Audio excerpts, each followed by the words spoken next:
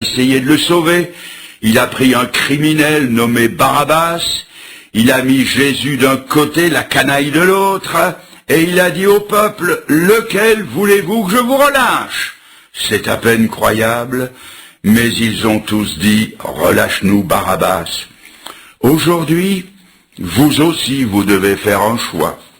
Vous devez choisir entre Jésus-Christ et Barabbas, entre Jésus-Christ et l'amour de l'argent, Jésus-Christ et le péché, Jésus-Christ et les faux plaisirs du monde, Jésus-Christ et la pornographie, entre la parole de Jésus-Christ et la parole de l'horoscope, choisir entre Jésus et tout ce qui vous barre l'entrée du royaume de Dieu. Pilate l'a lâchement laissé condamner au supplice des maudits. On l'a conduit en dehors de la ville comme un pestiféré, comme quelqu'un dont on ne veut plus. Et là, on a basculé son corps sur une croix qui était par terre. Dans les mains, dans les pieds, on lui a enfoncé des gros clous de fer forgé, et on a dressé la croix. Et il est resté là pendant 6 heures. Après 3 heures de ce supplice physique, tout à coup, en plein midi, le soleil est parti. Une nuit contre nature a envahi la terre. Et là, dans cette longue nuit de 3 heures, ce n'était plus seulement la torture physique qu'il subissait, mais l'agonie morale et spirituelle. Il s'est alors écrié, « Mon Dieu, pourquoi m'as-tu abandonné ?» Il a ensuite poussé un dernier cri, « Tout est accompli !» Et ce fut la fin. Quand Jésus-Christ mourut, le découragement s'est emparé de ses disciples. La tragédie de sa mort s'appesantissait sur eux, et ce fut le samedi silencieux. Ses disciples s'étaient peureusement terrés dans une chambre haute. Les milliers qui, le jour des rameaux, l'avaient acclamé, étaient désappointés. Les 2 disciples sur la route d'Emmaüs étaient inconsolables. Nous avions espéré. Maintenant, plus de voix du ciel, plus de miracles, plus de paroles de consolation, plus que la mort et un silence angoissant. Oui, il avait bien dit qu'il ressusciterait, mais ils ne l'avaient pas vraiment cru. Ils avaient peur parce qu'ils ne croyaient pas. Et si notre monde a peur, c'est parce qu'ils ne croient pas. S'ils avaient cru que le dimanche matin, leur maître allait ressusciter, ils auraient été des hommes transformés, mais ils ne l'avaient pas cru, et ils tremblaient de peur. Le monde, lui, au contraire, jubilait. Le gêneur, l'empêcheur de danser en rond était hors du chemin.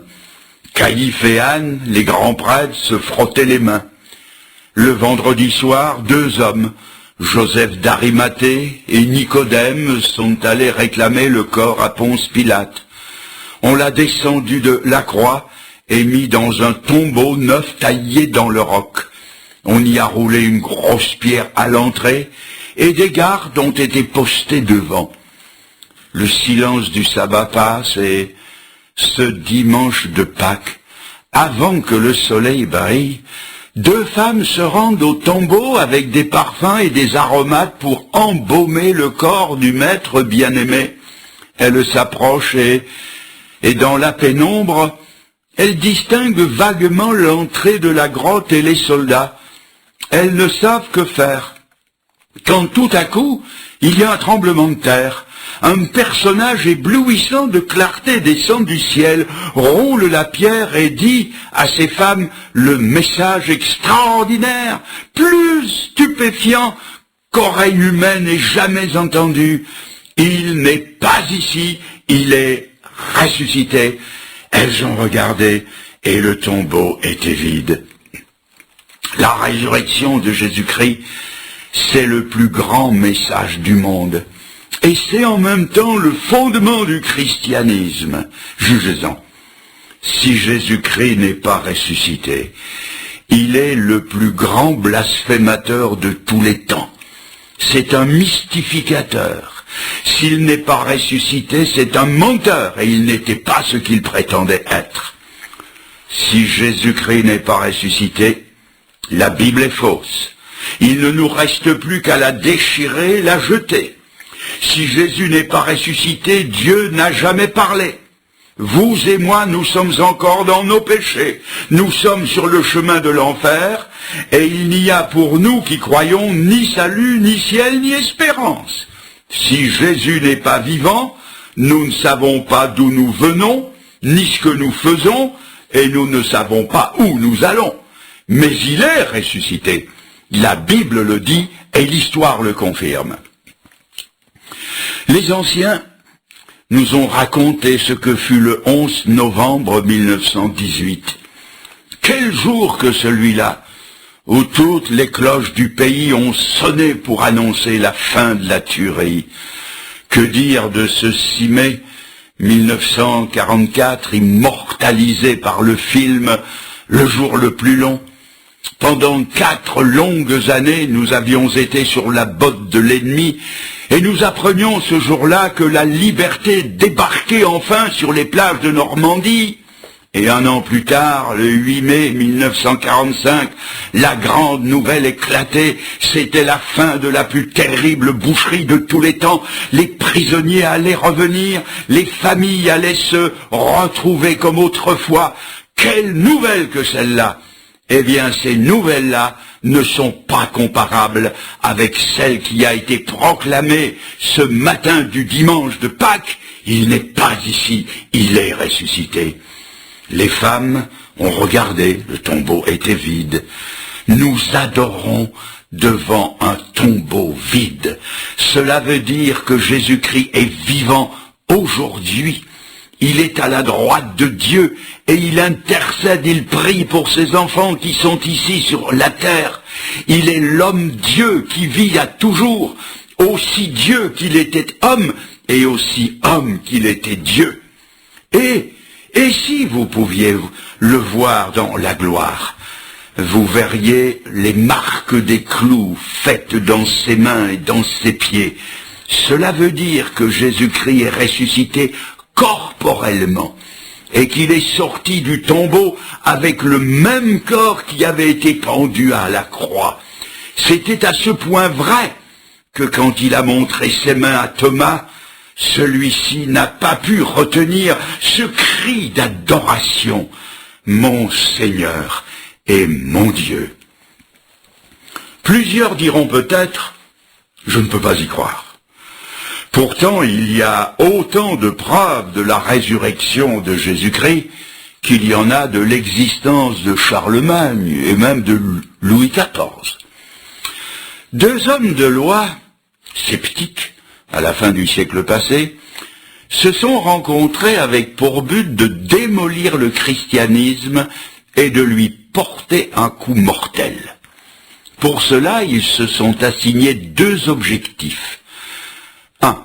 Prouver que Jésus-Christ n'était pas ressuscité. 2. Que Saul de Tarse ne s'était pas converti.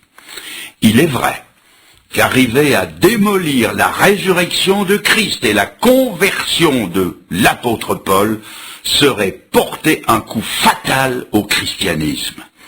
Chacun de leur côté se sont mis au travail, et après plusieurs mois, ils se sont retrouvés, convaincus l'un et l'autre que Jésus-Christ était ressuscité et que Saul de Tarse était bien converti. Parce que si l'on accepte comme vrai tout autre événement historique, il faut aussi accepter la vérité indiscutable de la résurrection de Jésus-Christ. Il y a quelques années, un pasteur a rencontré un homme de loi à qui il a parlé de l'évangile, du salut de son âme, de la conversion, et l'homme de loi lui a dit « Non, monsieur le pasteur, je ne me convertis pas parce que j'ai des maux de tête. » Il voulait dire par là qu'il avait des difficultés intellectuelles. « Je ne parviens pas à croire à la résurrection de Jésus-Christ. » Le pasteur lui a dit « Si je vous apporte des preuves convaincantes que Jésus-Christ est vraiment ressuscité. Vous convertirez-vous? Il a répondu, si vous pouvez me le prouver, je me convertirai. Après plusieurs jours, même plusieurs semaines, le pasteur lui apporta le résultat de son travail. Cet homme emporta les notes et se mit à les étudier. Et après plusieurs semaines, le pasteur le rencontra et lui dit, « Êtes-vous convaincu que Jésus-Christ est ressuscité ?» Il a dit oui, je suis convaincu. Voulez-vous vous convertir à lui? Et l'homme de loi a répondu non. Mais pourquoi? Parce que, entre-temps, je me suis aperçu que ce n'était pas des maux de tête que j'avais, mais des maux de cœur. C'est-à-dire que ces difficultés n'étaient pas d'ordre intellectuel, mais d'ordre moral. Ce n'était pas au niveau du cerveau qu'il avait des difficultés, c'était 40 centimètres plus bas, au niveau du cœur. C'est presque toujours la véritable raison du refus de se convertir. Ce n'est pas au niveau de l'intelligence, c'est toujours au niveau du cœur. C'est là qu'est la résistance. Alors, avez-vous des difficultés intellectuelles? Venez à Jésus-Christ, approchez-vous de lui, recevez-le comme votre sauveur, confiez-lui vos difficultés, et vous verrez que vos doutes et la véritable raison de vos résistances disparaîtront. Je voudrais maintenant voir avec vous l'importance de la résurrection de Jésus-Christ pour vous et pour moi. Premièrement, s'il est ressuscité, c'est donc qu'il était vraiment ce qu'il affirmait être, le Dieu incarné, qu'il avait le pouvoir de donner sa vie et le pouvoir de la reprendre, que ce qu'il a dit dans l'évangile de Jean était vrai. Moi et le Père, nous sommes un. Parce qu'il est ressuscité, il prouve qu'il est véritablement le Sauveur, et que vous pouvez être sauvés simplement en vous confiant en lui et en l'acceptant comme votre sauveur personnel. Cela veut dire aussi que Dieu a accepté son sacrifice. Souvenez-vous que dans l'Ancien Testament, 2 hommes, Caïn et Abel, se sont présentés devant Dieu et lui ont offert 2 sacrifices différents. Seul le sacrifice d'Abel fut accepté, pas celui de son frère qui fut rejeté. Alors, comment pouvons-nous savoir que Dieu a accepté le sacrifice de Jésus-Christ? Comment pouvons-nous savoir si nous pouvons être sauvés en croyant en Jésus? Eh bien, la preuve, c'est qu'une fois le sang versé et l'expiation accomplie, Jésus est ressuscité. La résurrection de Christ est la preuve vivante que n'importe qui peut être sauvé par la foi qu'il met en ce sacrifice qui a été accepté de Dieu. La Bible dit, si tu crois dans ton cœur que Dieu l'a ressuscité des morts, et si tu le proclames de ta bouche, tu seras sauvé. Mais on ne peut pas être sauvé sans croire à la résurrection de Jésus-Christ. Jésus ne serait plus qu'un martyr parmi tant d'autres, et n'aurait connu qu'une mort comme celle de tous les autres hommes. D'ailleurs, savez-vous pourquoi les premiers disciples, les premiers chrétiens ont été persécutés, brûlés ou donnés en pâture aux lions? Pas seulement, même pas tellement pour l'enseignement d'amour de Jésus, ni pour le fait qu'il était né d'une naissance extraordinaire, mais à cause de la doctrine de sa résurrection qui le plaçait comme seul Dieu au-dessus de tous les faux dieux de l'Olympe. C'est ce que proclamait cette vérité. Et les incrédules ne peuvent pas non plus supporter la vérité de la résurrection de Jésus-Christ. Et si Satan pouvait gagner la bataille de la résurrection, il aurait tout gagné, mais il ne la remportera jamais parce qu'elle a été remportée le jour où Jésus est sorti du tombeau. Et maintenant, la parole de Dieu dit, si tu crois dans ton cœur que Dieu l'a ressuscité des morts et que tu le proclames, que tu le confesses de ta bouche, tu seras sauvé. Vous trouvez ça dans l'Épître aux Romains au chapitre 10 et au verset 9. Que faut-il donc faire pour être sauvé? croire que Dieu a ressuscité Jésus-Christ des morts et le dire.